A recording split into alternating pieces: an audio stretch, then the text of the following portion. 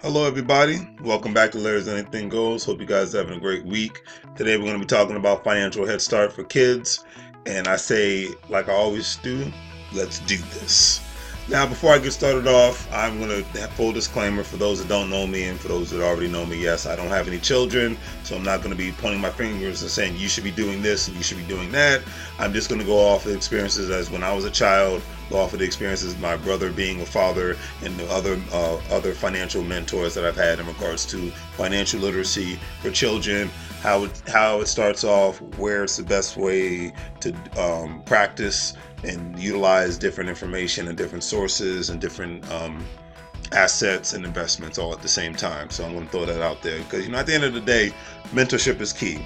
I got a lot of mentorship from my mother, my uncles, my brother, a lot of the great people, men and women that was around me when it came to financial literacy, and whether you're a great parent and you're out here doing, and I'm sure there's a lot of great parents out there doing great things, making sure that they're raising their kids right, both doing the best to ensure that both parents, or at least a mother and a father figure is within their life, making sure that they're doing a great job of ensuring that they're respectful, academically on point, healthy, living a healthy lifestyle. But that financial literacy is just as important as all those other things that I've mentioned, because the main reason why financial literacy is so important for kids to have is because when they reach a certain age before they leave high school, they not only have a better concept of what money is, how money's supposed to work, but they have a better chance of being ahead of the rest of their class financially. And if they're ahead of the class intelligently, great. From an intelligent and financial perspective, you're going to be a force to be reckoned with. You're going to be a powerful, cohesive force to be reckoned with. And I would imagine that's how people want to build their children up to be the best that they can be and be ready to dominate in any situation, obviously in a lawful manner. But, because the school system, they do their darndest, and I mean their darndest, to ensure that they just teach your kids how to be good employees, not bosses, not CEOs. They don't want them to have the right mindset and to be motivated enough to own their own business. They don't really teach that. Even in college, business management teaches you how to be a good manager. And when you're a manager, you're a boss of certain people, but you still have a boss, and you're not calling the shots, and the company's on your name. And therefore, the company you can't pass down the company to your offspring, to your children, to your other family members, And that's another thing, because if you build people to be bosses, not everybody can be the boss, obviously, but if you instill in them that they have the option at least to be a boss, instead of what the school system does. When there's a great picture of me and my mom, one of my people that has helped me become the man who I am today, so I had to give a little shout out to her. But to get back into the whole thing with the school system, if you are a person that is raising a child to just be a good employee, and you teach them that they don't have any other options but to be a good employee, then it's not going to help them to strive the best that they can be. When you're a boss and you have more options and priorities, then you don't always have to fall in line with what's the society norm considers to be normal. The greats that are created most of the good technology that we're using nowadays, they thought and lived outside of the box, and I thought that was a great thing. Education, my brother says it, and I'll quote from him because he's the one that has the children. Education starts at home, not with the school system. And you had a lot of people nowadays that are doing the homeschooling, or taking them to other private schools that are instilling another form of education in their children, to not just be a good employee but to be a good worker. And for a lot of the African Americans and any other minorities that might be out there, a lot of schools, a lot of people are homeschooling their children so they can give them a different aspect of history, not just the American history, but the actual history of their specific culture, which I think is great, because obviously if you know who you are, you know where you're at, and then you definitely know where you're going. So it's the full disclaimer. I think everybody should have a sense of culture, of be proud to be an American. That's awesome, nothing wrong with that, but always have a sense of culture, because that helps you build more of a team building aspects around you, and it helps you push forward and all that good stuff. So a lot of people are doing the great homeschooling thing. I commend them for that, because they're getting two different aspects of education, and then it gives obviously the parents for the parents that can do that, it gives them more time to spend with the children, which from what I hear from all parents, that's what they love to do the most, be able to spend more time with the children and all that good stuff. Because yeah, obviously responsibility is key at the end of the day. But it's like I said, the thing is about the graduation date, and I harp on the graduation date a lot. Harp on the graduation date a lot, because when the graduation date comes, you want to ensure that your kids have a great sense of playing, the money game. They can have a great sense of family, but have a great sense of playing the money game. My uncle Ashley, one of my favorite uncles, God rest his soul, great man. He taught me a lot about life, but he definitely taught me a lot about money. When I wanted to go spend money on some nonsense, he was like, "Well, why don't you spend it on this?" He would give me different options, and he would create money games sometimes out of thin air, and a lot of times he'd actually buy money games. Like we played Monopoly, and he would talk about the importance of money and investing and things of that nature. Even got me the he didn't get me, but he had the Rich Dad Poor Dad video game. I forgot the name of it. And that taught me a different way of looking at money and how I can make it work for me. And then obviously years later, I read the book Rich Dad Poor Dad, one of the best books ever written. And but it was instilled in me as a child, and I have those same financial values instilled in me to this day. And not a consumer / being bad debt mentality, but a saver and an investor mentality. And now I'm trying to be a boss mentality, CEO mentality. It all differs, It all differs, because I'm not going to say a public or private school education or college education is a waste. I'm not going to ever say that. But I will say is if you don't have financial literacy education instilled in your mind, then a lot of that is going to keep you barely at the middle or way behind financially from the rest of society, because you have people that come to the table ready to play, and they're ready to play to win financially, so that they can own the property and own the businesses and make the decisions that will impact them and their families all at the same time. It goes back to the video I've talked about with generational wealth, all at the same time. Because just think about it, if you, instead of just buying your kids the latest and greatest technology, how about just start off small a year, buy $5 to $10 to $20 worth of stock. If you can't afford that, then to me, you really can't afford to have kids. So that's just me, because you can't even fill up a gas tank with $5 or $10 nowadays, no matter what state you live in. So just think about it on that note. You're buying your kids $5 to $10 worth of stock every year, and look at it as another form. Like you buy them a new tablet, but then you buy them $10 worth of stock at the same time. So make it a twofer, and then to show them how having that stock can impact them in a great and positive way. And and show them, because you got so many apps out there, Stash, Acorn, the list goes on, because it's the guiding app for that generation. So show them how the stock is going up, how the stock is going down. Give them the one-on-one aspects of stocks. And not only just stocks, but give them the one-on-one aspects of Roth IRAs, 401ks, or just a regular IRA. Bonds, mutual funds, give them the one-on-one aspects of it. And the beautiful thing today is, like, you can look all this stuff up on YouTube for free. So it's not like you have to find, like the old days, find a book and read it to them, or tell them to read a book. No, there's plenty of videos out there, even for kids, that makes, learning about different financial portfolios fun. And they can watch it on their cell phone or on the tablet while they're at home, or wherever the heck they're at, as long as they got Wi-Fi capability. So I think having that kind of financial education is key. And not only is it key just because I'm a big advocate of financial intelligence, but I think it's key because of what's been going on for the last couple of years. That's the student loan crisis. And the student loan crisis it's like, it ain't even up for a debate or the political nonsense. It is what it is. It's a crisis. Okay, because like I said, I always say it, my generation, the millennial generation, is the first generation that's guaranteed to die in debt. And I'm not talking about home debt. I'm talking about an exuberant amount of debt, up to $200,000 to $300,000, depending on the degree.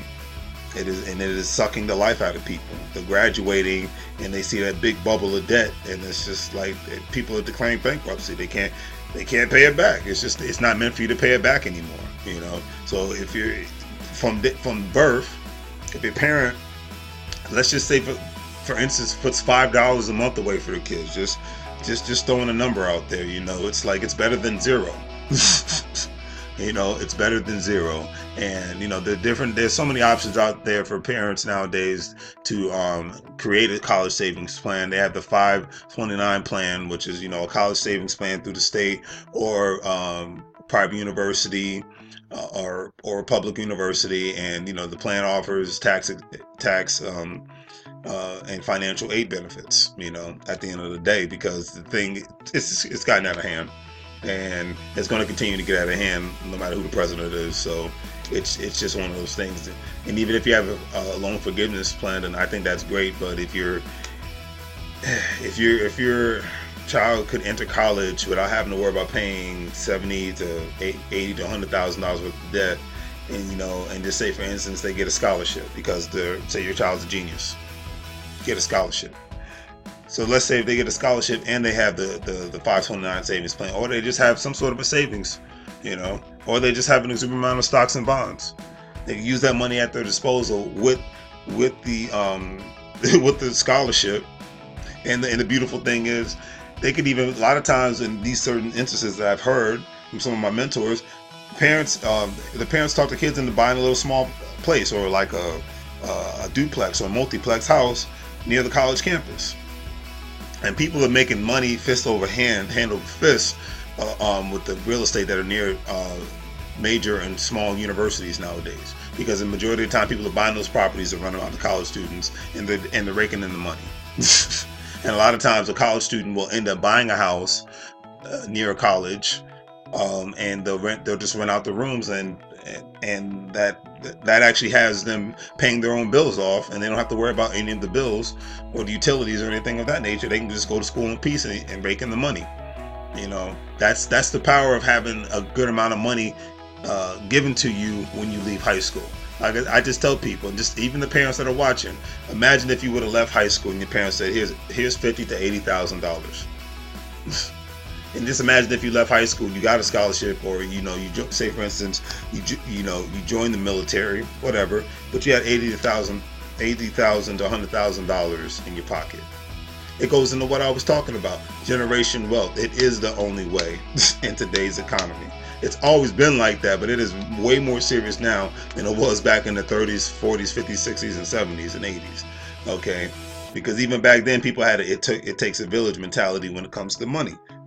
But not everybody back during that time frame was going to college. Now everybody's going to college. Now everybody's getting a certification, and everybody's trying to start a business. But if you can start these things that I've just mentioned with a couple $1,000s, man, think of the possibilities. Instead of having to start, we could get rid of this thing called starting from scratch. Even if you're only starting off with $3,000 to $5,000, it's still better than starting off with zero. Generational wealth is the only way. It is the only way. And I'm not just speaking about it because I'm passionate about it. I'm speaking about it from experience. But I will get into that later. But I thought, for instance, the military is one of the best things about it. You get to serve your country. You get great benefits, multiple benefits from being in the military. One of obviously the best benefits you get from being in the military is being able to go to college for darn near for free. So imagine if somebody has $50,000 to $80,000, saved up for college, but they decide to join Uncle Sam. They do their service, they serve the country, good job. They get the benefits of being in the military, and not only that, they're going into the military with financial discipline. Two, they're getting the best discipline that's offered to any child coming out of high school, which the United States military does provide to people, which I think is awesome. Okay, so they got the financial discipline, they got the knowing how to sustain themselves and survive in any situation discipline that the military offers. Okay, and they get all the benefits, and they're getting a salary at the same time. They're getting a salary, they're getting an education, they're getting benefits, and they got $80,000 to $100,000 given to them because the parents were smart enough to develop different financial systems and put a little bit of money away on a weekly or a monthly basis for them. In a sense, as long as they don't make any stupid decisions, they're set. And say if they wanted to leave the military and start their own business, they got the money to do it. And guess what? Then they can start a veteran-owned business, so they get more tax benefits. So the list goes on and on. I could go on and on about this, but it's just them not joining the military with $0 to $10 in their pockets. It's them joining the military with a couple $1,000s in their pocket and with financial literacy. They would really be unstoppable. They would be the super war / financial machine. And I think that's awesome, but it's just instilling that in the kids. That is the thing. Because when you have the time to invest, and you have the money to do that as well, and you have the education, you are unstoppable. Even if you fall down, you're still unstoppable. They'll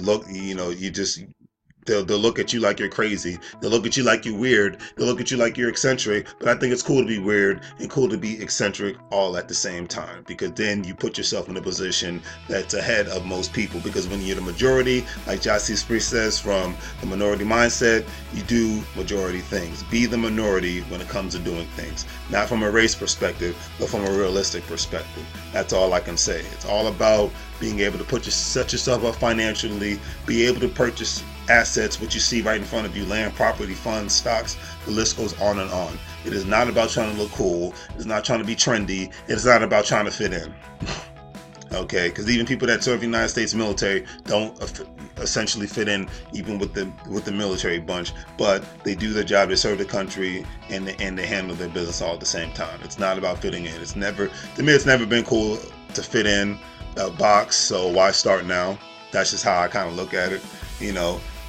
That's just how I look at it, because most people that do, they're not on the path of building generational wealth. Now, I'll go into one thing, and I said before I get into let's do the math, my personal story. My father believed in playing the money game in a real good way, and before he passed away, he left a good life insurance policy and some money for me and my mother, and that allowed me and her to have a good fresh start in life, and I learned the money game from her, my mother, my uncle, and my brother in a real good way, and made good investments, purchased property, other good things, just so in fact that I did not, when I left high school, I wasn't starting off from zero, because in today's world, most people have the opportunity to ensure that the kids do not start off at zero, but they don't make that choice because they're too busy on their apps and on social media, or worrying about what football player said what or did what, or what basketball player and what rapper said what, and all that other crap. It's like, who cares? How's that uplifting your life and your kid's life? That's just the question of the day. People who immigrate to the United States, they didn't come here to just sit here and be a bum. They came here to play to win. That's why most of them always end up, they might work for somebody, but they usually end up working for themselves eventually, because they practice group and community economics. And that is just a beautiful thing, and I love to see it, and I wish more of us would do that at the same time, but that's another story for another day, because they want to be able to pass a house down and a business down, because they know that's one of the most valuable things within the United States of America that you could pass down to somebody. Okay, maybe outside of that, maybe a car, but definitely a house and a business. And a business is much, especially if you can pass down the house with no mortgage, then your kid's not starting from scratch. Your kid has an asset right there. Your kid can rent the house out and make passive income and not even have to worry about getting a job until he or she figures out what they really want to do with their lives. That's the power of having a real asset. The same thing with having a business. Your kid won't have to worry about going to college. Say if you leave your kid a business and $50,000 to $80,000 just from saving that money from the time that they were born, they got a business, they got money in the bank. Shorty, what you drank? Had to get a little corny on that, but I'm just saying, let's just be real with it, And on that note, let's just say, let's do a little math here, because I haven't done this before, but I say, hey, let's give it a shot, And obviously, this all varies depending on what investments that you make at the end of the day, and what your savings plans are, and everything varies, because that's what investing is. Nothing is 100% accurate, and it always depends on what kind of investments you make, what kind of plans you're going into, IRA, 401k, TSP, whatever have you. So let's start off with, say that over the course of 18 to 21 years or 25 years, whatever the case may have you, say you put away $40 a month, so 40 times 12 equals $480. Now let's say you do $480 times 18 equals $8,640. And let's not forget to mention that if you invested, obviously that money could that value could definitely go up or go down. But a lot of times, if you're consistently investing, you will be a not a victim, but you will definitely be a winner of compound interest.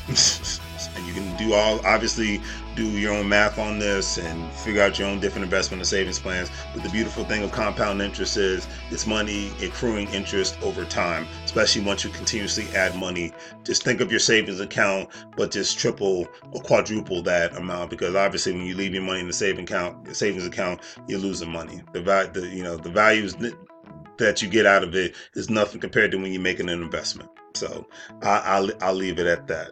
Now let's say that you add $100, a month. Obviously that's $1,200, 12 months in the year. So let's go with $1,200. You times that by 18 years. That's $21,600. And that's and then like I said, obviously, even if it's in the savings account, it would be more than that. And if it was, say, half of that you put in investments, put in the stock market, put in the bonds, the value could go up tremendously. And I go into these numbers because it's like, just think about it. You just put yourself in a situation, whether you have a child or not.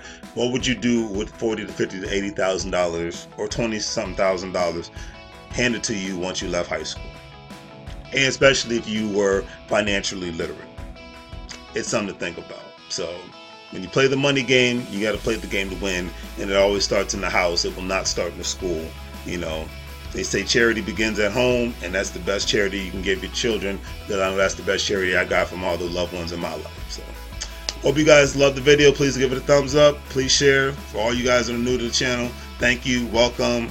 Introduce yourselves if you want to in any of the videos. Love to have a chit chat with you, intellectual dialect, whether we agree or disagree. At the end of the day, we're all on the same mission, to be financially secure and to be financially literate and be financial savages all at the same time. So we had that in common. Obviously, that's why you're here.